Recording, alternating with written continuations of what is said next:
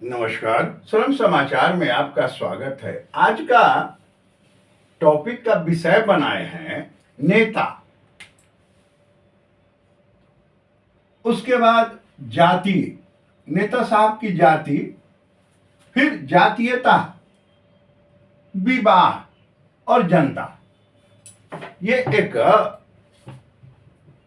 जो छात्र एमए कर रहे हैं समाजशास्त्र से, मनोविज्ञान से या इकोनॉमिक्स, साइकोलॉजी, वो इस टॉपिक पर रिसर्च कर सकते हैं कि नेताजी का जाति क्या है, जातीयता वो कितना करते हैं, फिर विवाह कहाँ करते हैं, और जनता का जाति से क्या संबंध है। अब देखिए कि ये नेता जो बनते हैं तो जात के, उस समय जात के आधार पर इनका सारा जोड़ तोड़ होता। पद भी मिला तो जाति, यहां योग्यता नहीं है, जाति आधार है, ठीक है। तो नेताजी की जाति हो गई, और चुनाव के समय जातीयता उनका खूब चलेगा कि अमुक जाति का, वो जिस जाति के हों, सबका मान बराबर है, उसमें कहीं कोई भेद नहीं है।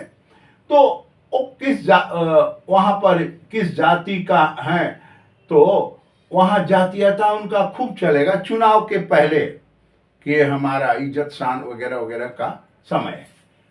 लेकिन एक चीज ध्यान रखिएगा, ये जितने नेता हैं उनका प्रायः का विवाह करीब 99% जो राजनीतिक दल हैं उनका विवाह दूसरे जाति में है, और विवाह उनका दूसरे जाति में होगा। चुनाव के समय जातीयता अलग होगा, वो जिस जाति में जन्म लिया उसके लिए वो एप्लीकेशन तो नहीं दिए हैं, खैर, तो यह मान्य है। अब चलिए, और उसके बाद जनता, ये जनता क्या समझती है, यानी